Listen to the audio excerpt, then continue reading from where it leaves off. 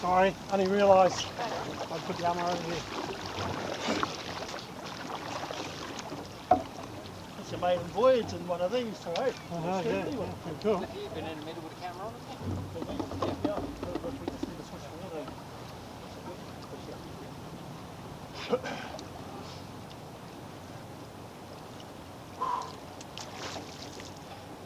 Well, once we got our rate up and we relaxed, we were strong in the water. It felt really good coming down there. Just little work lines. Yep. Mate, I was like, whoo! Made it work even harder just to balance you out, mate.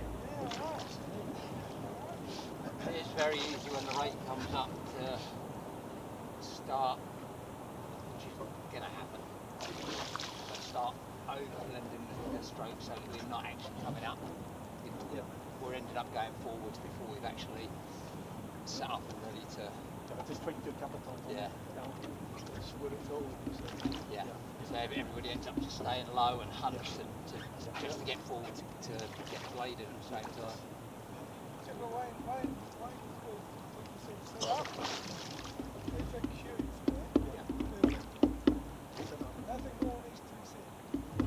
I mean, I find that thinking about the breath the easiest thing. I mean, it's pretty difficult not to take a big breath in and sit up. Yeah.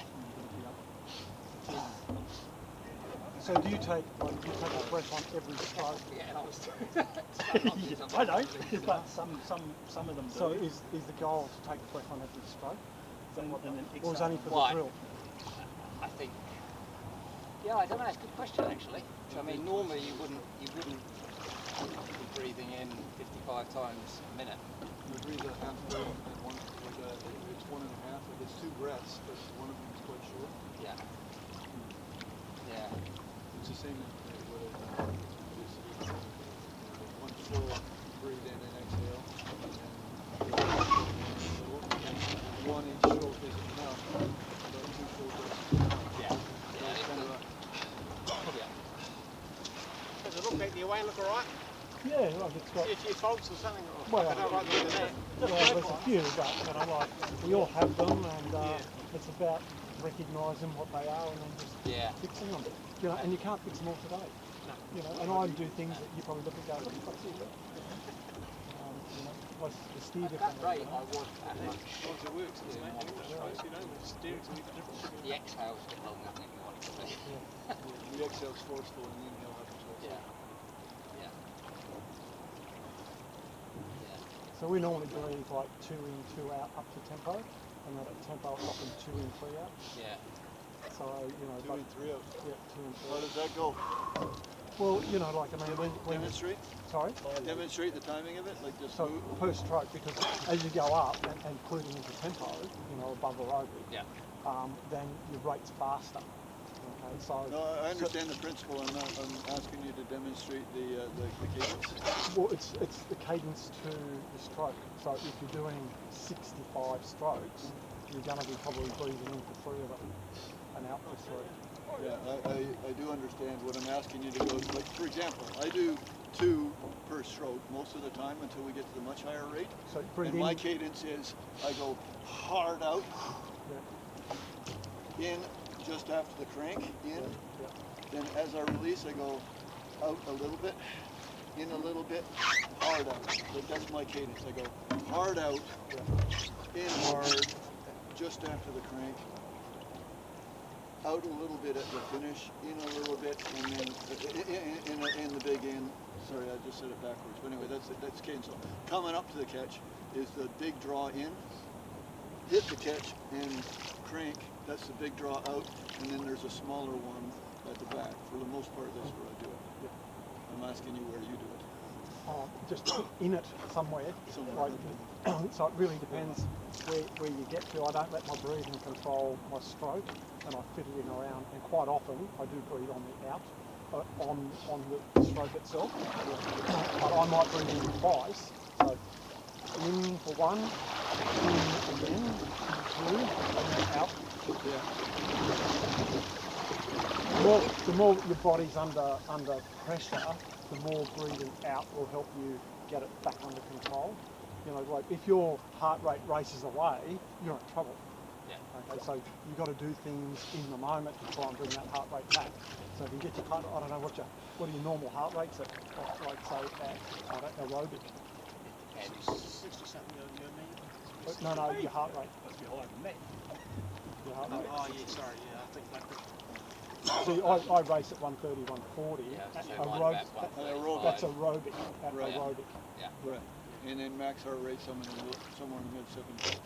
Yeah, 170s. Yeah. So mine's up around 190. I can do that. I choose not to.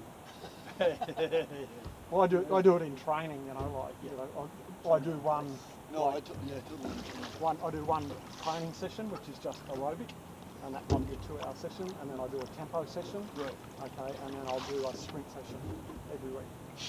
No, I didn't. I tried my first maximum session for I don't know how long, 2 years during the week, and I set myself 4 pause, 3 minutes rest. Didn't even get through the first one. Just because the feeling was so fucking alien. Yeah. So I haven't done it for so long. When we were doing those RIC sessions a couple of years ago, I Yeah. was going up to 210, 220, Yeah. and on the maximus. Yeah. And I decided I'm not going to do that No. because at my age it's probably not smart. Yeah. It was taking me too long to recover. But I could do an hour at 155. Yeah. But I hadn't Then even I'm got, fucked for a day. or to two, be you honest, know, my so heart it's just a rate, matter of, That 155 is where I sit when I race in the one. right, in a race, but in a training session, if you do it every time, you get your tired. You know, that's where you got to train at those different Right. levels, Yeah. different zones. Down in zone 2, I mean, to be honest, I hadn't even really reached close to max heart rate, or even, I wasn't even probably above 90%. I was fucking cooked. So do you guys have like a training plan for the club or anything like that? I've got one that I do based on sports science stuff, so Yeah. stuff that, So does the club have one, or they don't have one? No. that it's grown up really. The club's grown up completely differently, I think. Yeah. Gold Coast, in it started off with 6 people in one canoe, Yeah. and then some more people joined, so you got another one. But it's more of an umbrella organisation with different crews rather than a club in a lot of ways. The club hardly ever gets together as Loose affiliation and independent clubs. yeah. It's a shame because everyone I've met from the club seems to be really nice. Yeah. Yeah. Beyond the point. That's why we don't meet in case Chris turns up. Oh no, he's here. It sounds right. Are you going to get wet shoes? How are you going to get back? No, they're going to get wet again. No, it's actually just because the water bank's so steep there that it's actually quite wet. Well, it's just a check test or we're trying. That was a bit of a wake-up call. Readjusting my expectations for the next session. Yeah, well, yeah, just those things. Building it up. I'm still working off fucking such old number, almost 10-year-old numbers. Is this for your heart rate? For everything, 10 years ago I went to Loughborough University in the UK and had a proper VO2 max one done. Unfortunately, I had it done on a running treadmill, and I hadn't run for years at that stage. That wasn't ideal. But yeah, I'm still Lactate's going to the wrong misses. lactates. Yeah. Cheers. So a lot of Probably it. not very accurate a decade later. Yeah, well, it's not. It depends what method you use. I use the Carnivore method for measuring it. So not the normal, do you know about the Maffetone system? Yeah. So I don't use that. But it's fine. It is good. It's good for athletes that don't want to push hard. Yeah. But I don't use the standard inner heart rate mode. Right. They use it rowing a lot. Yeah. Yeah, it's more accurate and it helps drive, to the lactate sessions or your VO2 Yeah. sessions and stuff. Also, you have to keep getting tested because if you're training properly, your lactate parameters are going to change completely. Well, that's the beauty as you become more efficient with your heart rate. Yeah. As you become more efficient and more fitter, then your heart rate drops. Yeah. You've got to go harder. Yeah. So it's like it always self-corrects. Along that line. Yeah. I was reading this thing the other day, this guy, Inigo Samalan, who's the physiologist for Team UAE, for Gaucho, and he didn't say who the athlete was, but he had a graph of a 3-month, he was talking about VO2 and lactate, and everybody's obsessed with it. You've got to get your VO2 up. He said they've all got fucking VO2s of 73 or 75. Not likely to go much higher. So that's a prerequisite, they've all got that. But he showed one guy that he worked with, and it was 3 months. And at the same power app, he was putting out 5 watts per kilo, 5.5 watts per kilo. So he was, and it was the guy Gapsh's. It wasn't. I think it wasn't Gapsh. Gapsh that would have been 330, which is nothing to him. But on the third test he did at the start, at 5.5 watts per kilo, he had 6 nanomoles of lactate. After 3 months, he had 2. Wow. It was just unbelievable. The 2 graphs were going parallel to each other. Yeah. Got a lot of work to get there. But he didn't tell us what the fucking training regime was, Well, unfortunately. that's the difference now. Like, Which wouldn't apply to us anyway, because he's tuning up a Ferrari engine, not a fucking hairdryer. He was blood packing and altitude. Blood packing, altitude training and sleeping and oxygen. Yeah. Apparently they're all doing heat training rather than alcohol. They're lots of doing heat training. There's a better adaptation. Are we peddling? We're waiting on you, Rodney.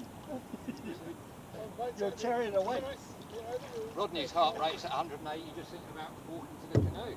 Yeah, that's right. Come on, do it. Cold does make your